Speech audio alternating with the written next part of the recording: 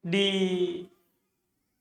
kitab ini belum menyebutkan 42 hadis, dan kita alhamdulillah di hadis ke-35. Malam hari ini kita akan selesai darinya karena kita sudah bahas 2 kali pertemuan karena hadisnya panjang, dan ini pertemuan ketiga, dan insya Allah rencana kalau cukup waktu kita selesaikan bagian terakhir dari hadis ini. Kata beliau, Nabi Shallallahu Alaihi Wasallam bersabda, al-muslim akhul muslim, la yadlimuhu wa la yakhduluhu wa la yakdibuhu wa la yahkiruhu, at-taqwa hahuna, wa yushiru ila sadrihi thalatha marrat, bihasabi imri'in minasyarr ayyahkira akhahul muslim, kullul muslim alal muslim haramun damuhu wa maluhu wa irduh.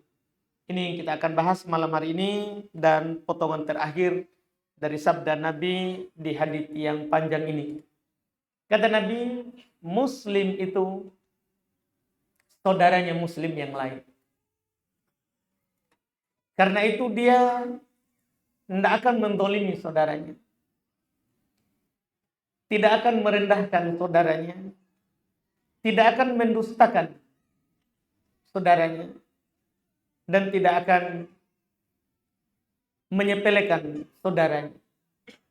Takwa itu kata Nabi di sini, dan beliau tunjuk dadanya 3 kali. Cukuplah seorang itu dikatakan jahat kalau dia merendahkan saudaranya muslim. Setiap muslim terhadap muslim yang lain haram darahnya, hartanya, kehormatannya. Ini potongan terakhir dari hadis ini. Yang pertama kata Nabi, al-muslim akul muslim. Muslim itu saudara dari muslim yang lain. Ini sudah dikatakan oleh Allah Subhanahu wa taala di dalam Al-Qur'an. Di surat Al-Hujurat kita pahami bersama, Allah Subhanahu wa taala berfirman, innamal mu'minuna ikhwah. Sungguh orang-orang beriman itu bersaudara. Ibu beda, bapak beda, tapi agama itu sama. Makanya di Quran juga dikatakan fa'in tabu, kalau mereka bertobat. Ini kata Nabi, kata Allah kepada Nabi. Fa'in tabu, kalau manusia itu bertobat. Wa aqamus shalah wa atuz zakah. Dia mendirikan salat, mengeluarkan zakat. Fa ikhwanukum fid din, maka dia saudara kalian seagama. Saudara kalian seagama. Kapan dia bertobat? Sudah sama-sama salat dengan kita. Dia juga sudah mengeluarkan zakat. Ketika dia memiliki harta yang wajib dizakati, maka itu saudara kalian. Dan ketika dia menjadi saudara kita, kita pahami bersamalah hadits Nabi di hadits Anas. Riwayat Imam Al-Bukhari dan Imam Muslim. Nabi Shallallahu Alaihi Wasallam katakan, la yu'minu ahaduk. Tidaklah beriman salah seorang di antara kalian hatta yuhibba li akhihi ma yuhibbu li nafsi. Sampai dia senang untuk saudaranya apa yang dia senangi untuk dirinya. Kalau itu dia suka untuk dirinya, pasti dia suka untuk saudaranya. Kalau dia tidak suka itu untuk dirinya, pasti juga dia tidak akan suka untuk saudaranya. Itulah muslim. Yang kata Nabi, tidak beriman sampai kita seperti itu. Makanya di hadits Anas juga, riwayat Imam Al-Bukhari rahimahullah, Nabi pernah berkata kepada para sahabat, unsur akhaka dzaliman aw madluman. tolong itu saudaramu se-Islam, seiman. Apakah dia berbuat dolim atau dia didolimi, pokoknya bantu. Sahabat heran, ya Rasulullah, ansuruhu madluman. Wahai Rasulullah, saya kalau dia didolimi, saya akan bantu. Kalau dia didolimi, dia dipukul, saya akan bantu. Dia diambil hartanya, saya akan tolong. Tapi masalahnya, fakaifa ansuruhu dolimah. Bagaimana caranya saya menolong orang yang berbuat dolim? Ini memang muslim dolim. Gimana caranya saya mau menolong? Karena kebiasaan kita secara fitrah manusia, melihat orang didolimi, minimal kita kasihan. Itu paling sedikit itu. Dan kalau kita mampu, pasti kita bantu. Dengan apapun yang kita punya. Tapi kalau ada orang dolim, jahat, biasanya kita malah jengkel, kan begitu. Iya, itu fitrah itu. Fitrahnya kita tidak suka orang berbuat jahat. Tidak suka orang berbuat dolim.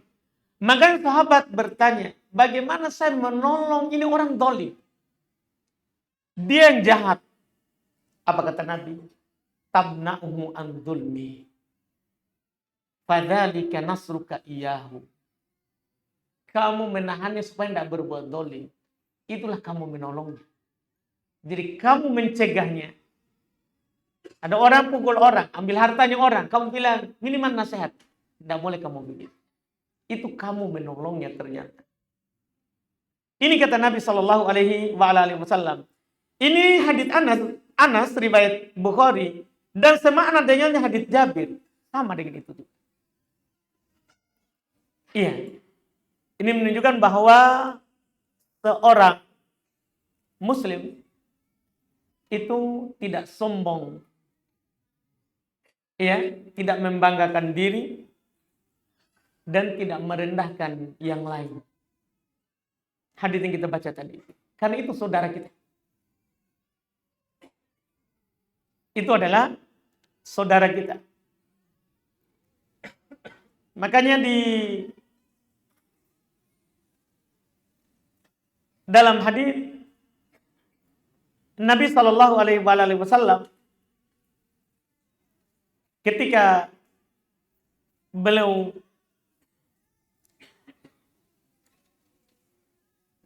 ditanya dan disebutkan terkait dengan orang yang sombong dan merendahkan orang lain,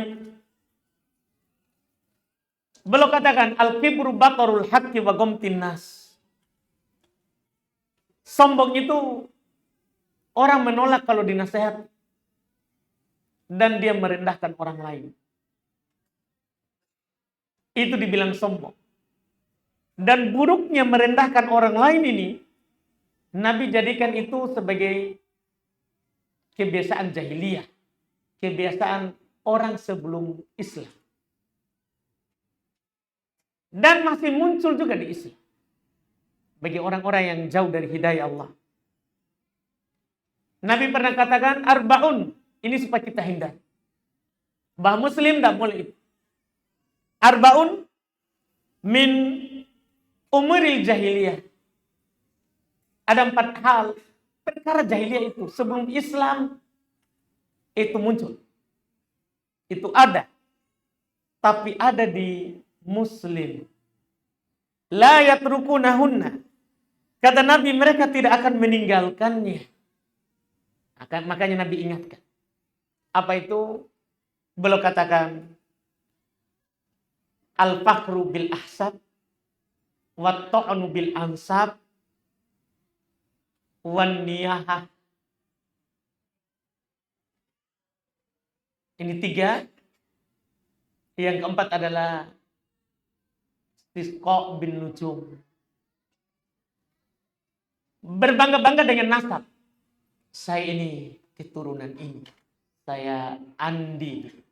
Kalau kita di Bugis ini di Makassar. Apalagi Karain. Iya. Berbangga-bangga dengan nasab. Ini perkara jahiliyah. Ini bukan muslim.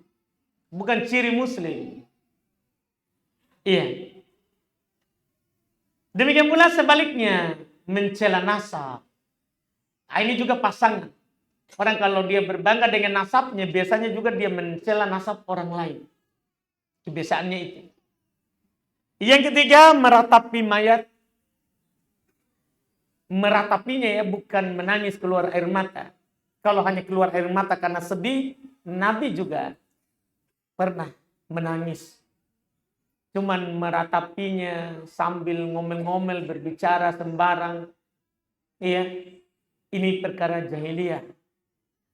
Muslim itu sadar bahwa takdir kita pasti akan berpisah dan meninggalkan dunia ini. Ini perkara ketiga. Yang keempat, menyandarkan hujan ke bintang. Turun hujan, dia sandarkan. Ini oke ya, karena bulannya. Begitu. Iya. Ada juga orang biasanya kita dengar di Makassar ini, kalau sering hujan, oh iya tahun baru Cina. Apa hubungannya tahun baru Cina dengan hujan? Tapi ini perkara jahiliyah. Nabi sudah bilang, kita Islam tidak akan tinggalkan itu. Kecuali kita dapat hidayah lebih. Kalau kita sudah kenal kebaikan, hidayah dari Allah, itu mudah kita tinggal. Mudah kita tinggalkan. Yang menjadi poin kita adalah tadi, dua pertama. Mencela nasab, berbangga-bangga dengan nasab. Itu Nabi cela. Dan beliau katakan, jahiliyah tahta qadami. Perkara jahiliyah itu di bawah telapak kakiku, kata Nabi. Artinya, tidak boleh kita naikkan. Tidak boleh kita naikkan itu. Kita harus turunkan perkara jahiliyah itu. Setinggi apapun nasab kita, kita belumlah melewati nasabnya Nabi. Tapi bersamaan dengan itu, Nabi kita Muhammad sallallahu alaihi wasallam belum pernah katakan di tengah sahabat, ana sayyidu waladi Adam wala faqat. Saya ini pimpinan anak Adam, bukan lagi pimpinan manusia waktu itu, tapi dari Adam sampai nanti manusia terakhir, Nabi pemimpinnya. Tapi bersamaan dengan itu kata beliau, tidak ada kesombongan. Tidak ada kesombongan. Karena man batta'a bihi nasabu lam yusri' bihi amal. Siapa yang diperlambat oleh amalannya, tidak bisa dipercepat oleh nasab. Tidak bisa itu kita bilang amalan tak sedikit terus kita bisa mulus karena nasab. Tidak bisa. Kalau di dunia mungkin. Di dunia mungkin kita penjahat, kita banyak kasus, tapi karena kita nasab tak bagus, ya atau kita kenal apa itu? Orang dalam. Ya, hubungan tak orang dalam tak bagus, ya bisa mulus. Tapi di akhirat kan tidak ada begitu. Iya, itu yang kita harus sadari. Itu harus kita sadari bahwa nasab tidak bisa mempercepat nikmat. Sebagaimana nasab tidak bisa memperlambat adab. Ya, kalau kita orang baik, cepat kebaikan. Kalau kita orang jahat, maka cepat keburukan. Karena orang-orang akan dibalas sesuai amalannya saja. Makanya Nabi SAW katakan di hadits ini, at-taqwa hahuna. Kebaikan itu yang di dada. Kalau baik yang di dalam dada kita ini, maka kita akan baik. Karena Allah tidak melihat badan kita. Hendak. Kata Nabi SAW, Inna Allah la yanzuru ila suwarikum wa amwalikum walakin yanzur ila qulubikum wa a'malikum. Ini hadis riwayat Muslim. Allah tidak melihat kepada perawakan badan kalian. Kalian putih, hitam, tinggi, pendek, kurus, gemuk, tidak dilihat itu. Wa amwalikum, Allah tidak melihat kepada harta kalian. Berapa yang kita punya di rekening kita. Allah tidak lihat itu. Akan tetapi yang Allah lihat adalah hati kalian dan amalan kalian. Ini kata Nabi, ini wahyu. Jadi yang Allah lihat itu adalah kita melakukan amalan kebaikan itu berapa. Dan apa yang telah kita lakukan dalam hidup ini. Itu yang dilihat. Hati kalian bagaimana? Ini yang dilihat. Makanya Nabi katakan takwa itu yang menjadi ukur. Yang di dada. Belum tunjuk dadanya 3 kali. 3 kali. Takwa itu di sini, takwa itu di sini, takwa itu di sini. Belum tunjuk dadanya. Setelah itu baru belum sampaikan. Setelahnya keharusan dari takwa itu.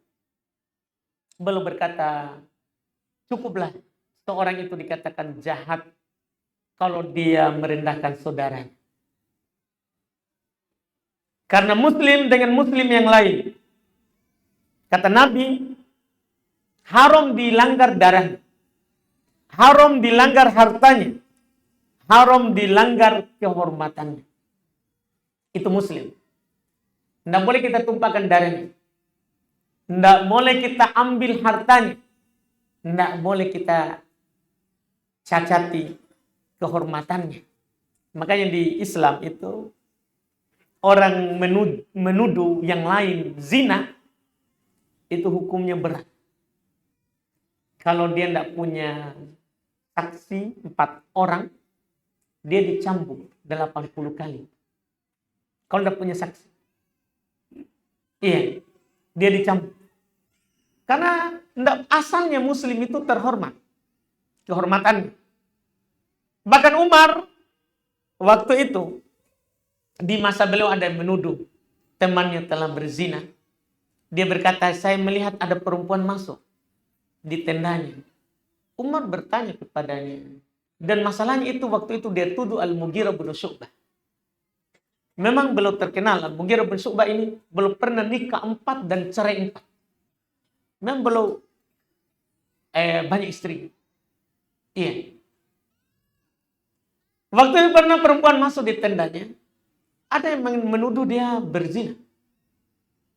Umar bertanya, ini masalah muslim, sahabat lagi. Iya. Yang dijamin keadilannya. Yang telah dikatakan di Quran. Radhiyallahu anhum wa radu anhu. Allah ridho pada mereka dan mereka ridho pada Allah. Umar bertanya, kamu lihat dia, mohon maaf, kamu lihat dia masukkan. Apanya itu? Senjatanya. Gitu saja ya. Dia bilang tidak, saya cuma lihat naik turun. Ada gerakan naik turun. Oh dia cambuk, hanya naik turun. Langsung kamu bilang dia berzina. Iya kan? Bisa saya naik turun, enggak begitu. Ya enggak saudara? Iya. Iya, Bapak pengalaman tuh. Alhamdulillah.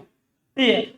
Artinya enggak mungkin hanya ada bayangan naik turun langsung kita bilang ini lagi berzina. Enggak boleh. Apalagi kita hanya sekedar orang cerita bilang, "Woi, ada mobil goyang." Masa mobil goyang langsung kita tuduh orang berzina di dalam?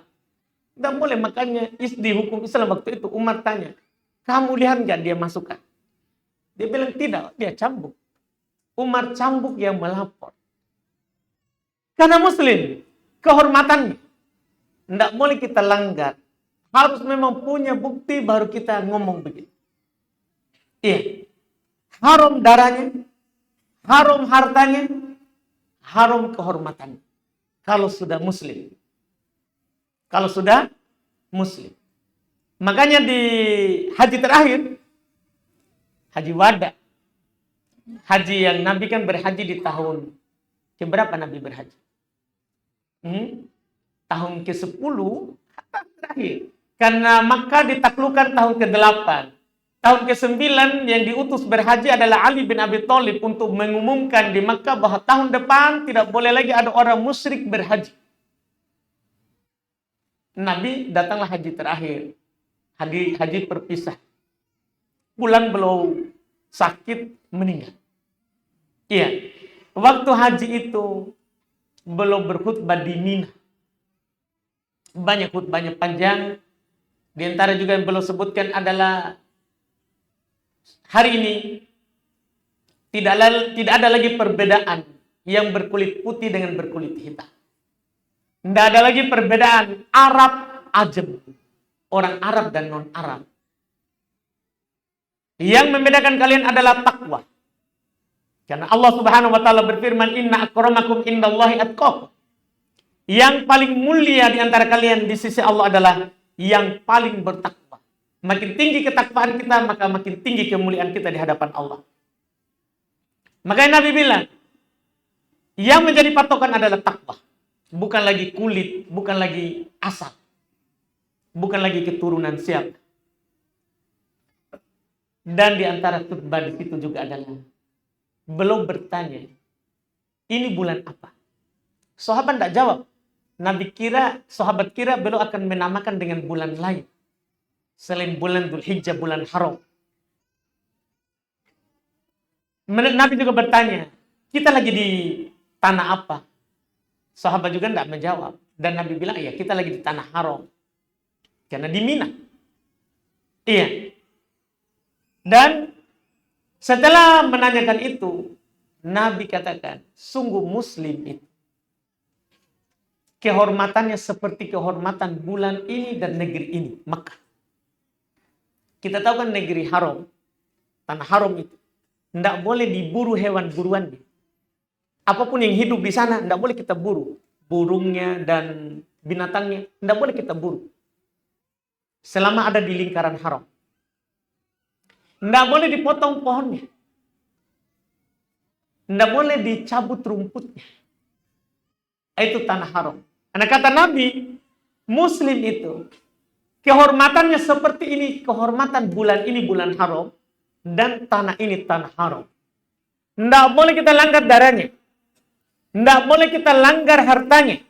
Tidak boleh kita langgar kehormatannya. Keharamannya Muslim sama dengan keharaman negeri haram. Kalau ada dia punya, tidak boleh kita. Dia punya pohon, tidak boleh kita potong, tidak boleh kita cabut. Tidak boleh. Kalau dia punya harta, dia punya kehormatan. Makanya kalau kita mau berbicara bagaimana Islam menjaga ini, banyak. Contoh sederhana saja. Ini mungkin supaya kita bisa praktekkan.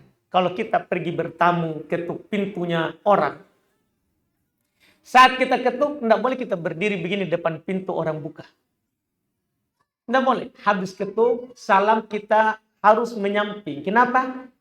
Supaya kita pas dibuka pintu, tidak langsung lihat ke dalam. Seperti ada istrinya lagi belum pakai jilbab. Ada hal-hal yang tidak patut dilihat oleh orang luar. Dia belum siap. Dan hukum Islam berat. Kalau ada orang ketuk dan mengintip, hukum Islam itu boleh dicolok itu matanya. Jadi kalau dia buta, enggak kisos. Jadi dimaafkan, tapi jangan dipraktik. Tapi kita berbicara hukum Islam begitu. Orang kan kalau dia colok matanya orang dan terluka, dia dikisos, dicolok juga matanya. Tapi kalau ada orang ngintip, salam terus pergi ngintip, boleh ditusuk dari dalam pakai tombak. Siapa suruh mengintip? Iya, ini. Dia kehormatannya Muslim. Itu Islam. Itu adalah Islam. Ini yang kita sebutkan tadi, ini contoh saja. Bahkan dalam Islam terkait dengan bertamu tadi, kalau kita sudah ketuk dan bersalam 3 kali, walaupun ada orangnya tapi kita tidak dibukakan, kita pulang. Yang kita paksa-paksa ketuk terus. Iya kan? Kita tidak tahu orang di dalam lagi apa. Iya. Dan tidak perlu kita bersangka buruk. Tidak perlu kita bersangka buruk. Nanti lain kali saja datang lagi. Ini Islam. Makanya Nabi SAW katakan seperti itu. Ini alhamdulillah selesai haditsnya. Dan kalau kita syarah menjelaskan lebih panjang lagi, tentunya sangat banyak bagaimana Nabi kita Muhammad SAW menguraikan apa yang beliau katakan di hadits ini dengan lebih jelas lagi di hadits-hadits yang lain. Kita cukupkan dulu itu. Semoga menjadi isyarat untuk kita semua. Alhamdulillah.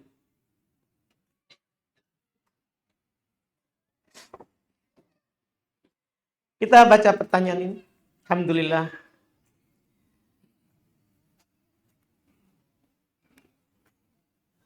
Di sini katanya, izin bertanya Ustaz. Saya pernah bertanya kepada seorang Ustaz, apakah tangan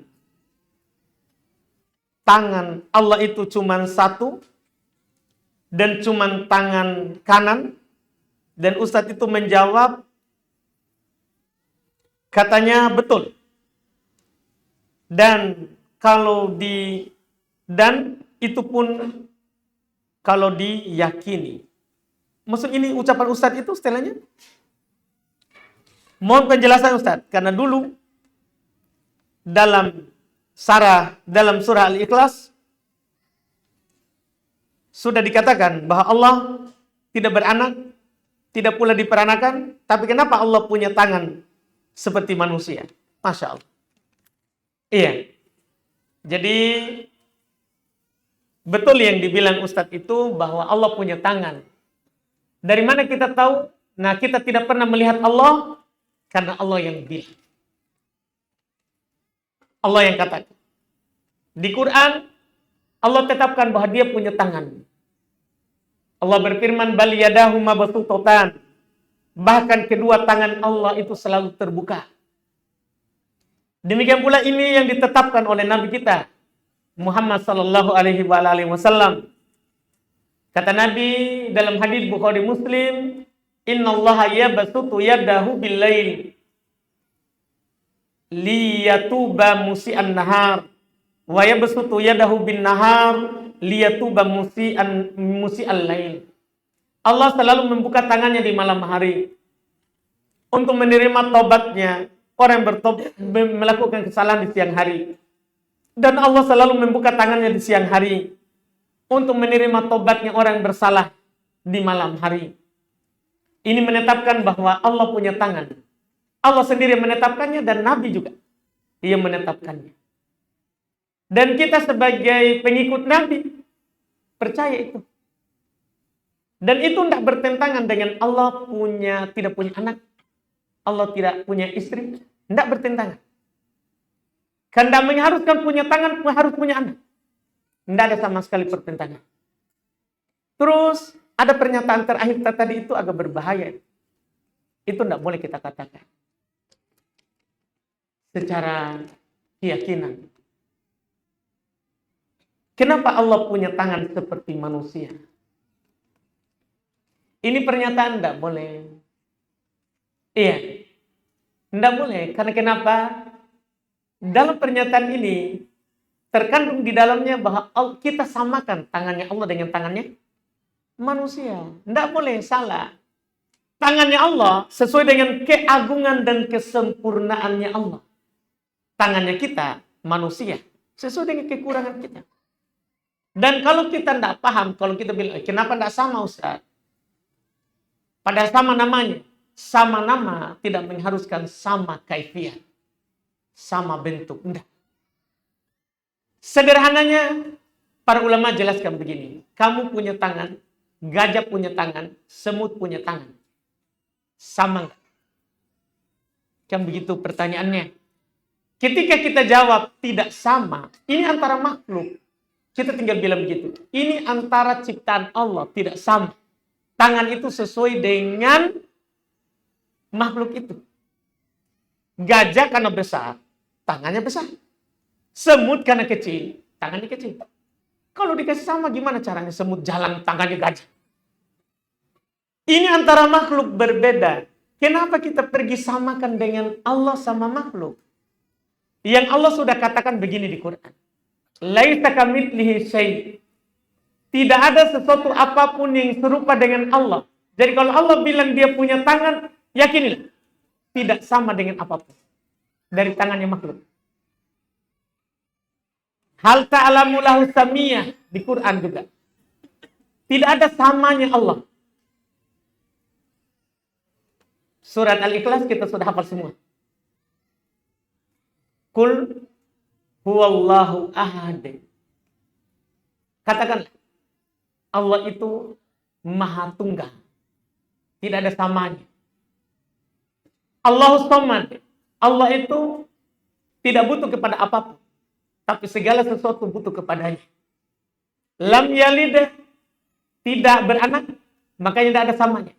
Walam yulad, tidak diperanakan, karena huwal awwal, dialah Allah Maha Pertama. Tidak ada samanya. Di penutupnya yang saya mau sampaikan ke kita. Itulah inti dari poinnya. Terus apa itu ayatnya? Walam yakun lahu kufuwan ahad. Tidak ada sesuatu apapun yang kufu, yang sama dengannya. Apapun itu. Iya, jadi tidak boleh kita bilang tadi itu. Kenapa Allah punya tangan sama dengan makhluk? Tidak akan ada yang sama. Allah punya tangan sesuai dengan keagungan dan kemuliaannya. Dan kita punya tangan sesuai dengan kekurangan kita. Tidak boleh kita samakan. Makanya ada ucapan terkenal dari Imam Syafi'i rahimahullah ta'ala dalam hal ini. Dan ini harus kita contoh. Kata beliau, amantu billah wa bima ja'a anillah ala muradillah. Wa amantu bi Rasulillah wa bima ja'an Rasulillah ala muradi Rasulillah. Ini ucapan terkenal sekali dari Imam Syafi'i rahimahullah. Saya terkait dengan apa yang Allah kabarkan. Saya percaya kepada Allah. Pokoknya apa yang Allah bilang untuk dirinya, percaya saja. Dan saya percaya apa yang datang dari Allah. Sesuai dengan keinginan Allah. Jangan kita pergi sesuai dengan keinginan kita. Dan saya beriman, saya percaya kepada Rasulullah. Dan apa yang datang dari Rasulullah, sesuai dengan keinginan Rasulullah. Makanya Imam Malik saat ditanya, bagaimana itu istiwa? Kan Allah kabarkan di 6 tempat di Quran. Iya, bahkan 7 tempat Allah beristiwa di atas arsy. Datang seorang bertanya kepada Imam Malik, bagaimana itu istiwa? Belum marah besar, karena ketika Rasulullah membacakan ayat tentang istiwa, tidak pernah sahabat bertanya. Makanya Imam Malik marah, mengusir orang itu dari majelisnya. Kan ini masih di generasi terbaik, masa ada orang bertanya begitu? Beliau suruh usir. Karena beliau berkata, al-imanu bihi wajib. Beriman terhadap apa yang Allah kabarkan kepada kita itu wajib. Tidak perlu kita tanyakan perbuatannya Allah, sifatnya Allah. Salah kalau kita tanya bagaimana itu tangannya Allah. Salah. Kan Allah cuma kabarkan kepada kita dia punya tangan. Allah tidak katakan bagaimana tangannya. Percaya saja kalau Allah punya tangan. Itu kewajiban kita. Dan ini adalah bab keyakinan. Sangat banyak uraiannya untuk menetapkan keyakinan ini. Itu diantara sedikit yang dihadirkan. Wallahu a'lam.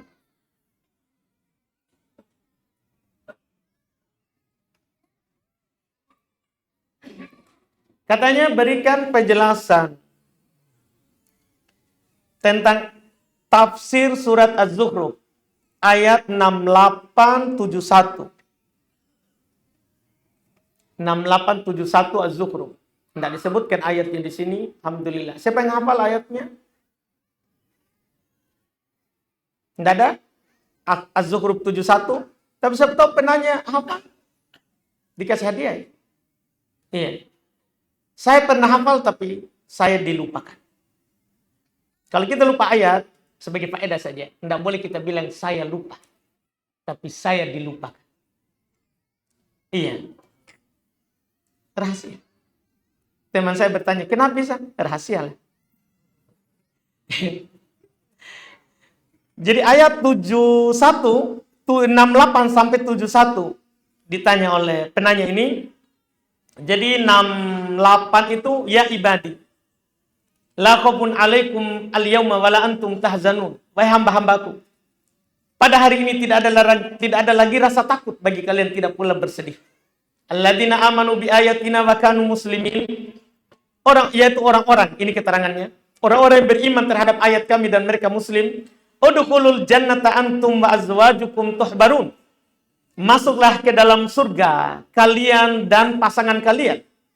Di dalamnya dalam keadaan digembirakan. Yutofu alaihim bisihafim min dhahabin wa akwabin.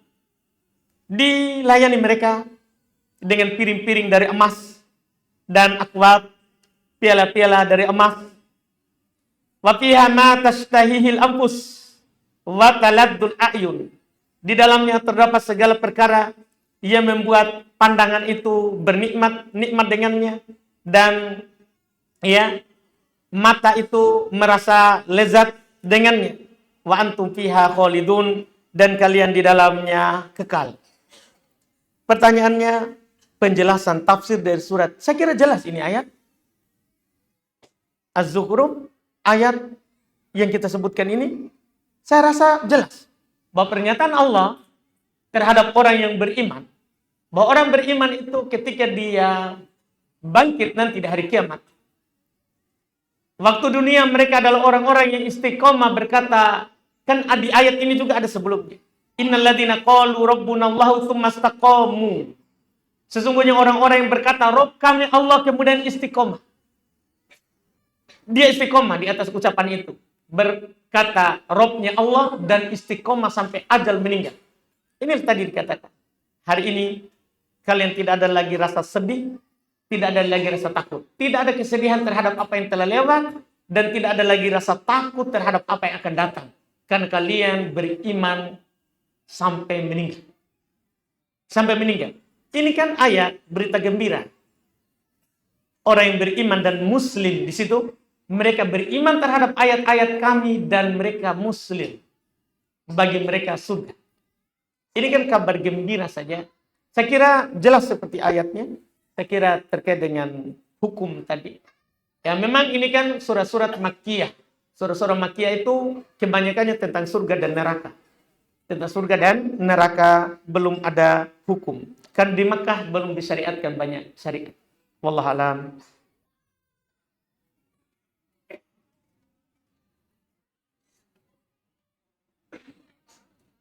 Bagaimana cara yang Ustadz terapkan ketika melihat yang bukan mahram, Ustadz? Ya tundukkan pandangan. Itu saja. Kalau kita melihat yang bukan mahram, ya kita tundukkan pandangan. Kan itu yang diperintahkan oleh Nabi. Dan itu bahkan diperintahkan oleh Quran. Iya. Misalnya sekarang ini, saya kalau pandang ke belakang kan bisa lihat. Di belakang. Ya saya tidak pernah pandang. Saya hanya sampai ke sini saja. Ke bapak-bapak. Iya. Kita tahu itu arah mata saya. Iya. Gimana caranya? Ya begitu. Kita harus mengenal batasan pandangan. Mengenal batasan pandangan. Tapi sebenarnya itu semua ya bukan masalah mata. Kalau kita belajar banyak, paham pahala kalau kita melakukan kebaikan, paham pahala kalau kita melakukan meninggalkan dosa, mudah itu dilakukan. Kita akan mengenal itu batasan. Dan kita tidak akan pernah berburu di perbatasan. Orang beriman itu tidak mau berburu di perbatasan yang membuat dia akan masuk ke situ. Jadi kalau ada yang bukan mahram, tidak boleh kita ya berburu curi-curi pandangan. Itu cara menjaga. Cara menjaganya. Intinya kapan kita baik hatinya, takwanya meningkat, keimanan juga lagi tinggi, maka mudah. Terus kita merasa, di antara juga sebab pokok adalah bersyukur apa yang kita punya. Biasanya itu pandangan kemana-mana, kalau kita tidak bersyukur terhadap yang kita punya. Kita punya istri, 1 ya, mau lagi 2, gitu ya. Jadi mata mulai lihat. Mulai lihat. Yang dia cari bagaimana janda, gadis, itu masalah. Tapi kalau kita bersyukur apa yang kita punya, biasanya itu kita bisa begitu ya. Ini Bapak tambah-tambah lagi ucapan saya ini. Belum bilang kalau bersyukur terhadap yang kita punya biasanya ditambah. Ada ibu di belakang? Enggak ada. Pantasan berani. Pantasan berani. Bahaya ini Bapak. Kalau enggak ada istrinya berani sekali. Alhamdulillah. Baik. Berikutnya, bagaimana hukum tidur dalam masjid? Umpama habis sholat duhur, lalu kita tidur untuk menunggu sholat asar. Apakah kedua orang, apakah kedua orang tua akan disiksa di kuburannya? Apa sambungannya ini? Masalah tidak ada nomor. Pertanyaan kedua mungkin ya. Hukum tidur dalam masjid. Umpama habis sholat duhur lalu tidur untuk menunggu sholat asar. Ditanya ke pengurus masjid. Masa saya ditanya? Nanti saya bilang boleh, ternyata pengurus tidak boleh kan?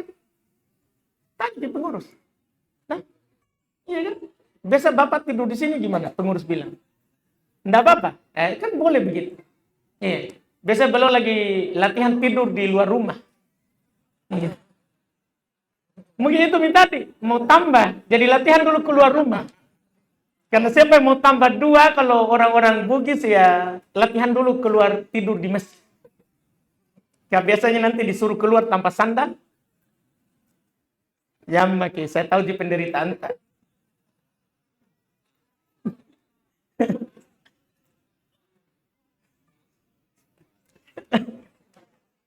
Dibilang bukan rahasia Ustaz. Terus ini lanjutannya. Apakah kedua orang tua akan disiksa di kuburannya jika harta warisannya belum dibagi? Karena belum ada kesepakatan masalah pembagiannya. Karena anak perempuan mau dibagi rata, sedangkan anak laki-laki sesuai dengan syariat. Kalau orang tua, kalau dikatakan berdosa, tidak. Karena harta warisan itu adalah memang haknya anak. Yang kita berdosa itu dan orang tua juga dianggap lalai terkait dengan wasiat.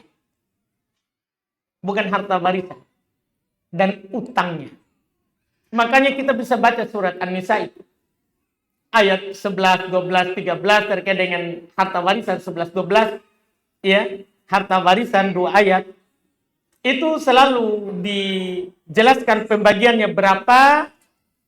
Dan di akhirnya dikatakan selalu setelah wasiat atau utang. Nah, ini yang masalah saja.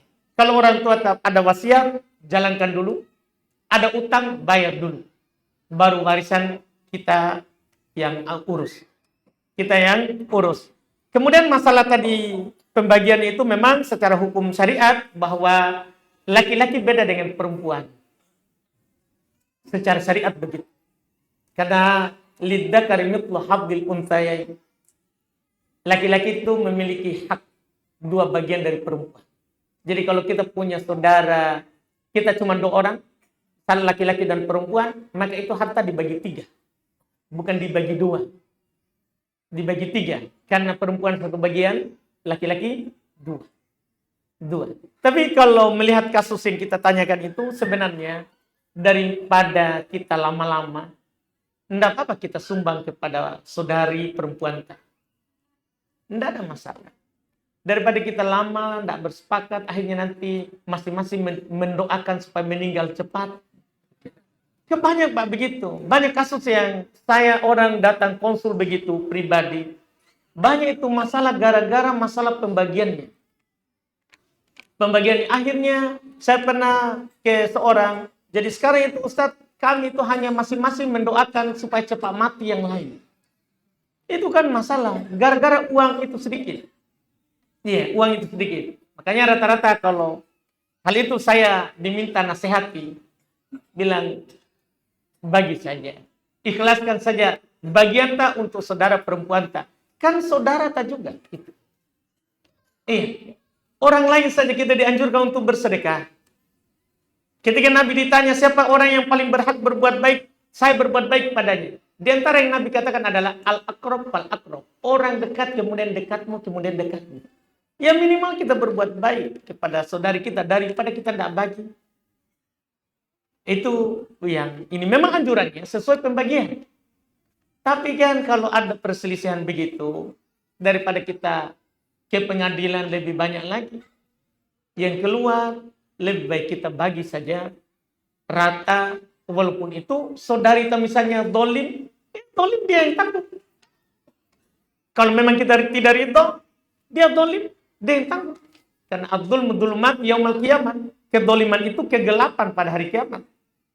Dan Nabi sudah katakan, man aqada shibran minal ard, siapa yang mengambil satu jengkal dari tanah haknya yang lain, tubiqa bi sab'i ardin yaumil qiyamah, akan dipikulkan kepadanya 7 lapis bumi di hari kiamat. 7 lapis, bukan 7 lapis kecil, 500 perjalanan tebalnya satu lapis. Itu kehinaan, seperti itu. Baik, kita cukupkan. Alhamdulillah masih banyak sekali ternyata. Mohon maaf. Subhanallah, hamdik, asyhadu an la ilaha illa anta, astaghfiruka wa atubu ilaik. Assalamualaikum warahmatullahi wabarakatuh.